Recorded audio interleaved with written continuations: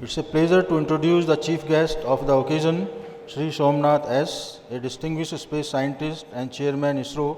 Sri Somnath S. has made significant contributions in the area of space technology and has expertise in systems engineering of launch vehicles.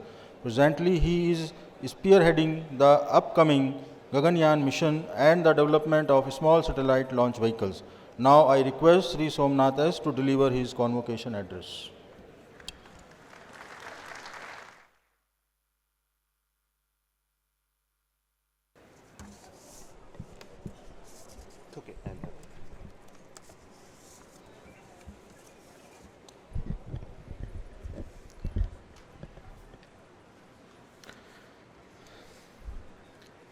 Good morning, all of you.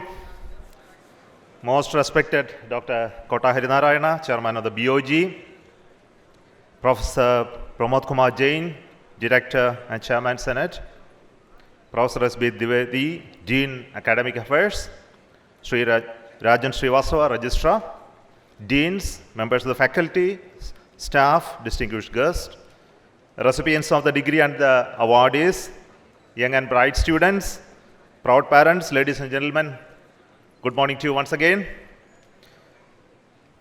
Being a convocation, I have a written address here, and being a formal function, I would like to go through a written address, but generally I don't like it. But being this occasion, which is very solemn and something very important for your life, I don't want to bore you with my own talk, which is generally not a written stuff. But let me offer today special greetings to each one of you on the occasion of the 10th convocation of the institutes, and also for all those who have received their degrees today, congratulations once again. It's a momentous and glorious day for you, and it's also for me also to come to Varanasi, to be in the midst of all of you in BHU. Long before 32 years back, I came to Varanasi the first time, and this is my second visit. So I really cherish my association being here, and also the visit in the city last days and today. This institution is a very historic institution. All of you know that. And the IIT here came about only in 2012, and what a growth in terms of the capacity and also your plans to expand in the future. Really something I look forward to discuss and understand with the departments at later point in time today. For any degree recipient or an awardee, this recognition is something really wonderful. I think it is, all this came not by an accident. It is all by the consistent effort and struggle that you have gone through. There is no doubt about it. And I believe that your later part of life, your personal and professional, will be determined by various factors. Let me tell you some of them. First and foremost, it is no doubt it is going to be the passion that will take you to places. And it will completely having the great passion on whatever you do. The second, of course, is the commitment to lead from the front, wherever it is, and 24 hours a day and 7 days a week, even under adverse circumstances. I think that's what will define you later point in time. And of course, to set excellences in the highest standards of professional integrity and performance. And also to have great determination. And I want to tell you that you will definitely fail many occasions, but then never to lose your heart and spirit and come up even after those failures. And of course, to have focus on always see the big picture and not to be distracted by small things. To have learnability, to need to be a student all the time and to also throughout your life. And above all, humility, honesty, and integrity. And this passion and commitment to work, people like us in ISRO, and in the business we are in the space technology, to work wonders. See, the space itself is such an inspiring one, a fascinating domain. And to learn through this, to travel through this has always been every children's dream. And those who I speak to from schools and colleges, they immediately tell you that I want to be an astro-scientist, astrophysicist. No, this is a type of inspiration that space has created in the mind of young people. See, the conquest of space is not a result of the development of rocket technology, the ability to overcome the gravity of Earth by the propulsion. I think as engineers you know already.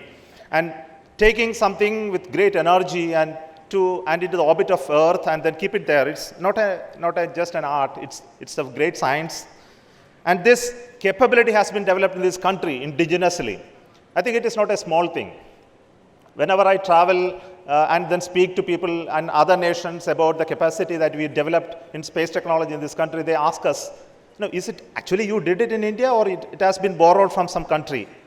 No, I tell them, no, sorry, that this is actually developed in India by our own people with our own work.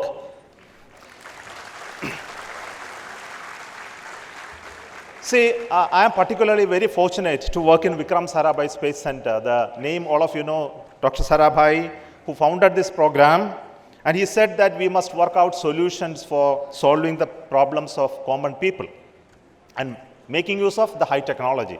I think this is still relevant today. I think this relevance is something which I would like to discuss now. It may be building rocket, it may be building satellite, and then generating applications out of it. Now, if you look at the West, you will see the first thing that came out was rockets.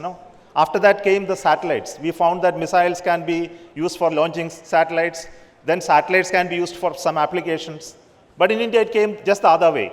We worked on applications first. We demonstrated how satellites can be very useful. Then we found how to launch them. We built the rockets. And this is the reverse direction that we worked in this country. And this is something very important for you people.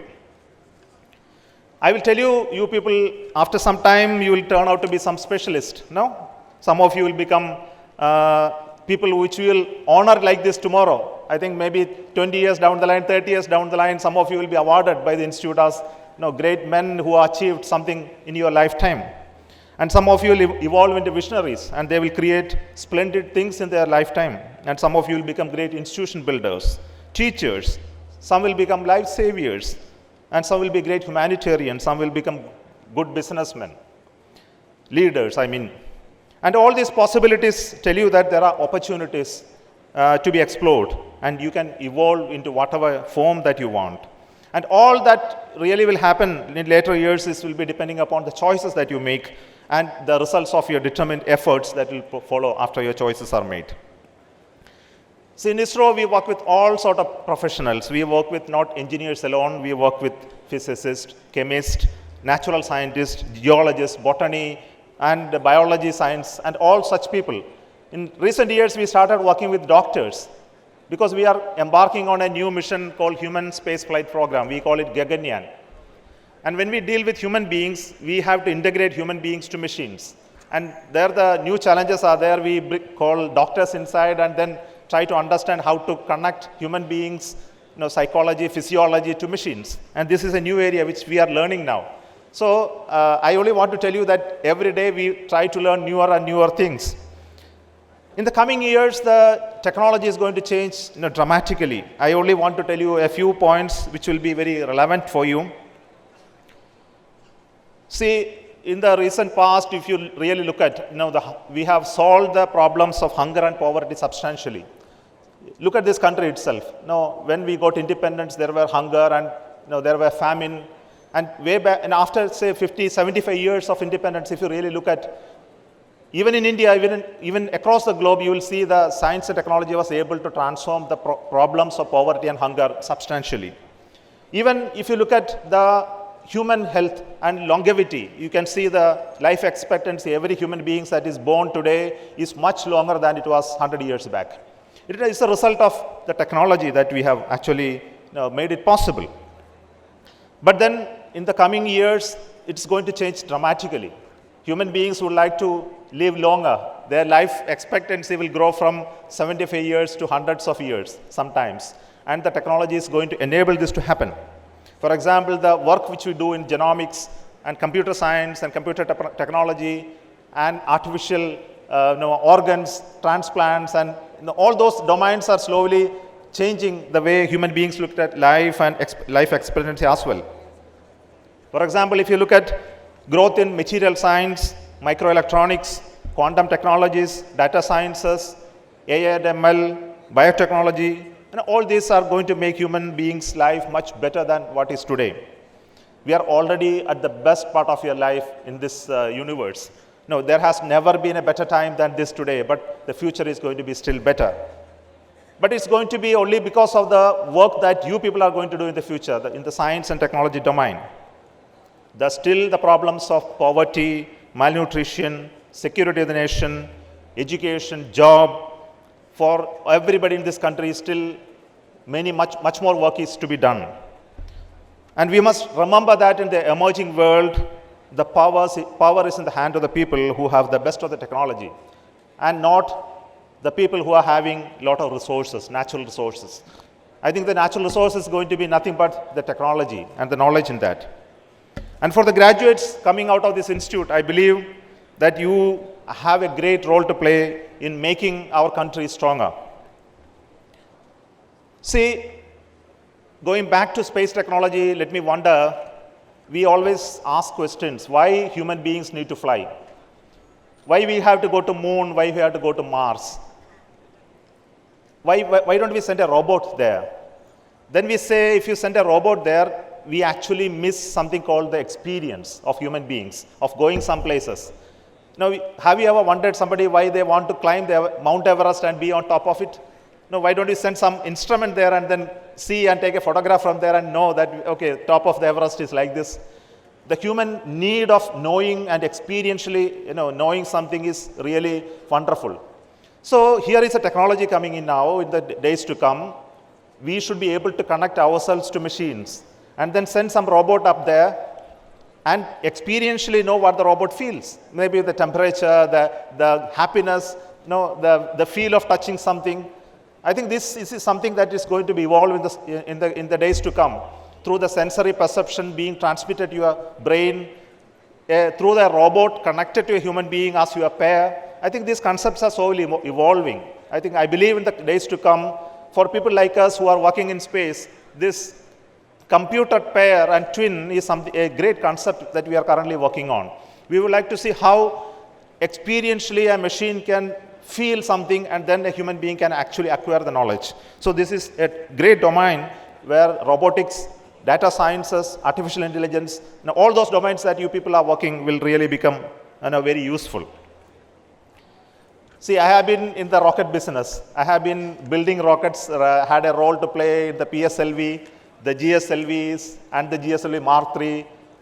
In fact, I have been working it, seeing its growth from a sketch in a paper to the rocket shape. I have been understanding its dynamics and mechanics like a baby. Seeing its growth, seeing its troubles, failures, analyzing those failures and understanding how each of these systems work.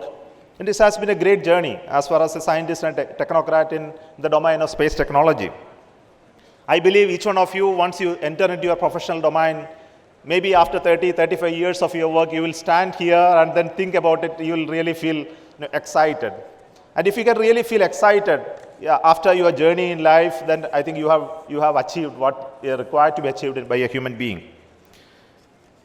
See, after working in ISRO so many years, I would like to tell you only a few points because you are moving from the studentship to a professional life. I think there is great thing waiting for you there, and a lot of challenges and excitement, and also a lot of problems that you are likely to face. Now, when you move to that, if you can have the patience to listen to me, let me tell you a few points. Of course, I would like to talk about teamwork as the first and foremost point. The limit of your accomplishment as an individual is always there. But once you know how to work in a team, I think that the accomplishments are limitless. This is what I learned in working in ISRO. Always develop a sense of deeper understanding, at least in one subject. And then also develop an interest in many other subjects. It may be connected to your domain, it may not be connected to your domain. So it is very important that you develop skills or understanding of various other subjects. It may not look relevant to you, but be a learner in multiple subjects. And your recognition never comes from your bosses. I think I have learned in my life that your recognition always comes from your peers, your friends, your colleagues. And if they start recognizing you as a person who of significance, I think you are recognized and your growth trajectory is well defined. And you should be able to enjoy whatever you do.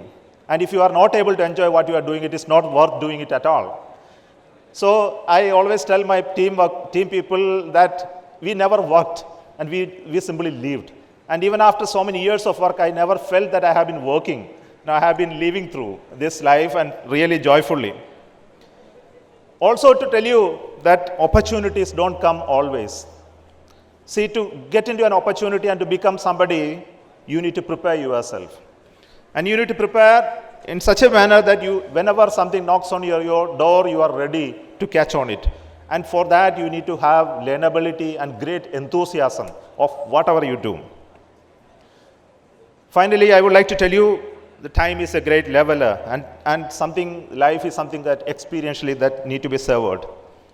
You don't look life as a burden of work, but it's an opportunity to create your great life. To reach and understand this state may take some time and effort, but it is worth going through.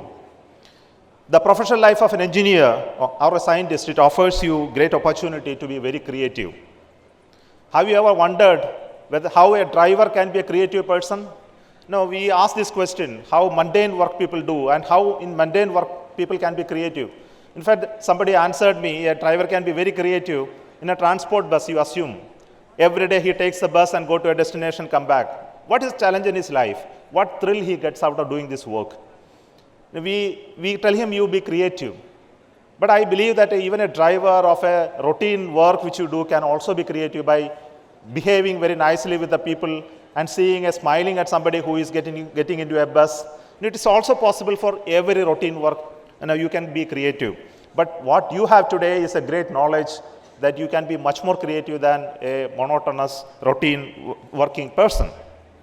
And profession of engineering and science is something that is allowing you to be extremely creative. And the possibilities are great and immense, and you are embarking on such a journey which is really great, and you are completing a long gradual transition from being a graduate student to a new phase of highly qualified, independent professional. As a student of this great institution, I urge you that you move ahead with great enthusiasm.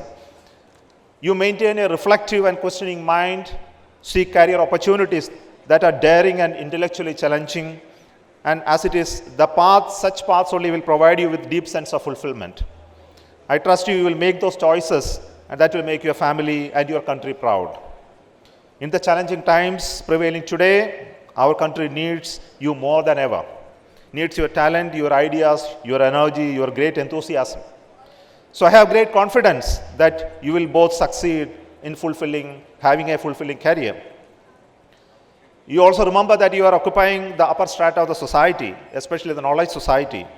And it is vital that you integrate and apply your wisdom in ways that will enable your country to evolve into a formidable economy.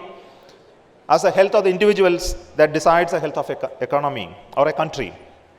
I would like to extend to all of you my best wishes to take on the task of building our nation as a great nation in the future. I congratulate once again all of you and wish you very exciting, challenging, and rewarding journey ahead in your life and career, and may fulfill all your dreams. Finally, have a great life. Strive to bring benefits of your learning for the betterment of the society and the nation, and make your parents and teachers proud of you. Good luck. Thank you all. Jai Hind.